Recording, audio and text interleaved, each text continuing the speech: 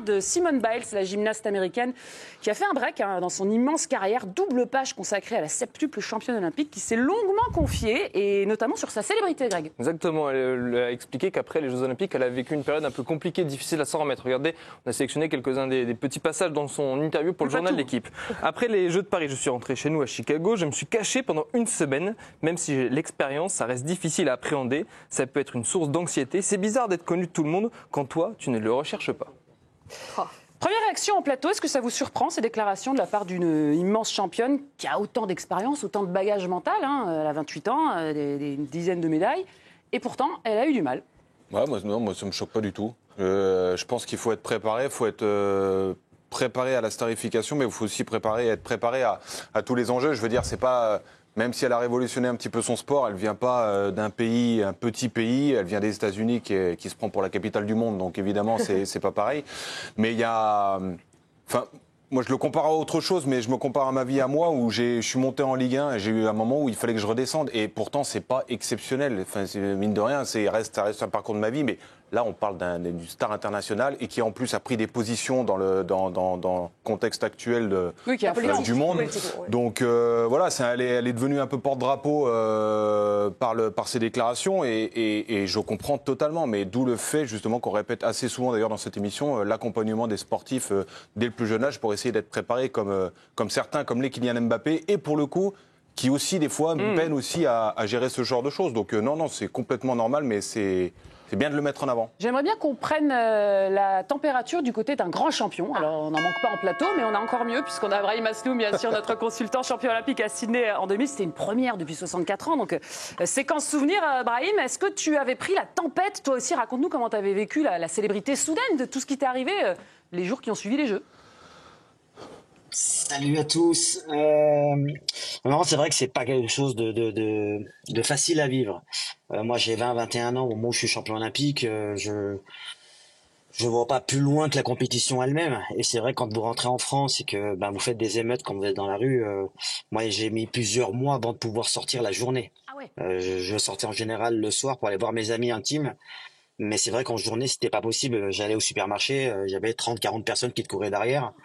Et quand t'as pas l'habitude, quand tu sais pas gérer ce genre de choses, tu sais pas pourquoi les gens viennent à toi, ça fait un peu flipper. Même si je suis un boxeur et que je suis capable de gérer des situations, là en fait tu gères rien du tout. Tu subis et on n'est pas prêt à ça. Et je ne pense pas qu'on peut être prêt à ça. C'est quelque chose qui est assez spécial quand même. Moi j'avais des périodes, surtout ma première année qui était la plus difficile. Moi j'avais une envie à un moment donné, c'était de pouvoir faire ça, d'enlever un masque et de pouvoir aller dans la rue et être comme tout le monde à ce moment-là. Et c'est vrai que c'est pas possible, donc il faut apprendre sur soi-même, il faut digérer un peu les choses, et puis voilà, accepter qu'il y a du monde qui vient te voir sans savoir pourquoi ils viennent te voir, si réellement ils te connaissent ou non. Mais voilà, c'est quelque chose qui est pas aussi évident que ça. Tant qu'on le vit pas, sincèrement, c'est assez complexe. C'est passionnant ce témoignage. Est-ce que je crois que tu nous l'avais raconté, donc je me permets de te relancer là-dessus, mais je crois qu'à un moment, tu avais même un peu vrillé, tu le caches pas, tu avais pris le melon et tu n'avais pas forcément l'accompagnement à ce moment-là pour te remettre les pieds sur terre, c'est ça? Ouais, je dirais pas le melon, je dirais que j'ai marché un peu sur l'eau. Il y a rien de normal autour de toi quand vous arrivez dans les endroits et que tout est gratuit, quand vous ouvrez les portes et qu'en temps normal, c'est pas des lieux qui sont faits pour vous et vous êtes prioritaire. Bien évidemment que vous mettez du temps avant de réaliser un peu les choses. Mais en fait, c'est le regard des gens, c'est l'attitude des gens qui est différent. Et quand vous n'êtes pas habitué à ça, au départ, c'est perturbant. Donc, il faut un laps de temps assez long.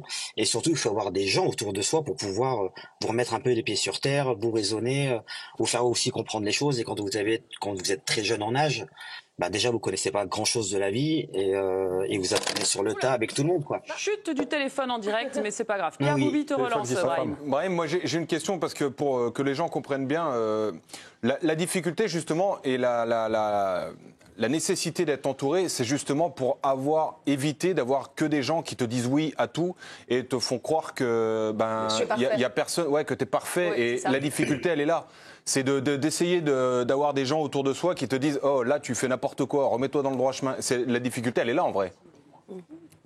Oui, c'est exactement ça. Parce qu'en fait, à partir du moment où les choses ne deviennent plus normales à vos yeux, si vous n'avez pas des gens sensés qui vous remettent un peu les pieds sur terre, moi j'ai la chance d'avoir une famille nombreuse, donc moi je suis le quatrième et quand je rentrais chez mes parents, je restais le quatrième de mes frères. Donc si je devais en prendre une derrière la tête, je la prenais. Si mon comportement n'était pas en adéquation avec les valeurs de la famille, on me le faisait remarquer. Et puis après j'ai eu un mentor qui s'appelle Monsieur Acariès, qui connaissait énormément aussi la vie et qui m'a appris à devenir un homme, d'assumer ce qui se présentait devant moi, savoir le gérer, pas manquer de respect aux gens. Et puis après, j'ai pris des habitudes aussi. Moi, je partais du principe que quand j'étais de mauvaise humeur, je ne sortais pas à l'extérieur, je ne sortais pas dans la rue. J'avais pas envie de vexer les gens parce que ce jour-là, j'étais mal luné, comme ça peut arriver par moment. Mais c'est vrai que les gens ne sont pas censés le savoir et que quand il y a une première rencontre avec des personnes qui vous admirent et que vous êtes de mauvaise humeur, vous passez pour un con. Et en fait, c'est juste que j'étais pas bien luné ce jour-là. Donc, c'est vrai que pendant un temps, je me dis, bah, si je suis pas de bonne humeur, je sors pas. Ça me permettait de vexer personne. Et donc, obligé de se cacher, comme le dit Simone Biles dans son témoignage. Eric Rabessandratana en plateau, capitaine du PSG dans les années 2000. Toi aussi, tu as connu ton petit. Ouais, moi, j'ai célébrité. Du passage de Nancy à Paris, évidemment que ça change tout, en fait. Les filles se jettent à ton cou. Non, c'est pas ça, mais suit dans la rue. Forcément, tu changes de dimension complètement. Tu vois, tu passes au Paris Saint-Germain, les supporters changent aussi de dimension. Pour n'importe quel match, moi je reste surtout sur l'aspect sportif parce que on est à une autre époque. Il n'y a pas les réseaux sociaux. Donc ça prend une ampleur un peu moins importante, même si c'est le Paris Saint-Germain, mais c'est un autre Paris Saint-Germain, j'ai envie de dire, où j'ai un peu plus de réserve. Là où c'est important, je pense que c'est l'éducation que tu as aussi. Moi, c'est là-dessus où je me suis sur quoi je me suis appuyé. L'entourage, c'est vrai, c'est toujours vrai, mais l'éducation aussi, ta nature. Moi, ma nature, elle m'a aidé énormément parce que en dehors du fait qu'il y avait cette reconnaissance, j'ai jamais perdu la tête. Même si à de nombreuses occasions, franchement, t'as le choix. Tout ce que dit Brahim, c'est vrai. T'as les portes s'ouvrent pour n'importe quoi. T'as des sollicitations tout le temps. Ce côté-là est dangereux quand t'as pas les pieds sur terre au départ. Je pense que c'est vrai, même si ça peut le devenir au fur et à mesure. Mais si tu as les pieds sur terre, je pense que ça t'aide énormément à gérer ce côté-là. Et même au-delà de ça, c'est pour la santé mentale. Parce que là, ce qui est intéressant dans ce que dit Simone Biles, je ne sais pas si vous vous souvenez, pendant les JO à Tokyo, il y avait eu un problème de repère dans l'espace, elle avait arrêté, etc. pendant X temps. Il y a eu un documentaire incroyable sur Netflix que je vous conseille à tous de regarder, où elle parle beaucoup de santé mentale et de problèmes par rapport à la pression que les gens mettent sur elle. Elle, on est vraiment du calibre de Serena Williams, voire plus. Vraiment, c'est un niveau énorme. Il y a énormément d'attentes autour d'elle. Et donc, c'est aussi pour se soigner et prendre soin d'elle qu'elle se met aussi un petit peu en retrait. Parce qu'il y a beaucoup d'attentes. Les gens attendent limite trop d'une petite jeunette comme ça de 28-29 ans. Et ça, c'est en ça que c'est hyper important aussi. C'est un peu de la prévention aussi pour les autres jeunes. Pour se dire, OK, il y a de la pression, mais prenez soin de vous. Restez avec votre entourage. Il y a au-delà de perdre pied parce que tu prends le melon, mais c'est surtout, je pense, au niveau de la pression, est-ce que tu peux te mettre sur les épaules? Ouais, non, mais la chance qu'elle a, c'est qu'elle peut se mettre en retrait. Parce que quand tu fais du foot, tu as une saison à jouer, tu peux faire ce que tu veux, tu peux pas te mettre en retrait. Tu es obligé tu participes à un travail de groupe et d'équipe, et du coup, tu es obligé de rester dans le. Ouais, donc il faut vraiment avoir cet accompagnement mental. Je suis d'accord avec toi, mais je pense que c'est quand même une grande preuve de courage et d'intelligence d'avoir la propre analyse, de se dire, oh là, ça fait un peu trop. Voilà. Et d'avoir de lucidité, mais un peu les couilles de dire, tu sais quoi, je vais me mettre de côté, là je vais prendre soin de moi, je vais aller faire un peu le tour du monde, je vais visiter des trucs. Et ça, en fait, ce qu'il faut faire comprendre aux gens, c'est que ce genre de choses lui permet après d'être meilleur. C'est comme ça qu'en fait tu arrives à performer parce que tu peux continuer, tu sais, comme tu dis, tête baissée et tout, tu fais, à un moment donné, tu pètes les plombs. Ouais, mais c'est ce qui s'est passé avec elle d'ailleurs. Et Osaka, c'est la même chose. Osaka, c'est la même chose, tout à fait. Et non, mais c'est exactement ça. Greg. Une autre petite déclaration à vous lire de Simone Biles que vous avez pu lire ce matin dans le journal de l'équipe. Elle parle de l'acceptation, le fait qu'il faut du temps aussi pour comprendre tout ce qui lui arrive. Regardez, comme d'autres, j'ai rêvé de ce moment où des petites filles du monde entier m'admiraient. Mais une fois que ça arrive, c'est un choc assez violent. Il m'a fallu du temps pour réaliser qu'elle nous aime pour ce que l'on fait et pour qui l'on est.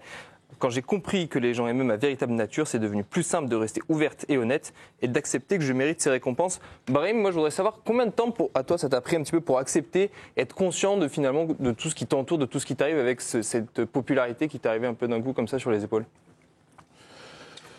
Il m'a fallu une bonne année. J'ai mis 3 mois avant de prendre conscience que j'étais champion olympique. Donc pour vous dire, il vous faut quand même un minimum de temps. Mais c'est vrai que ma première année, c'était sans doute la plus difficile à gérer Tu comprends pas pourquoi les gens sont autour de toi, tu comprends pas toute cette euphorie qu'il y a autour de toi.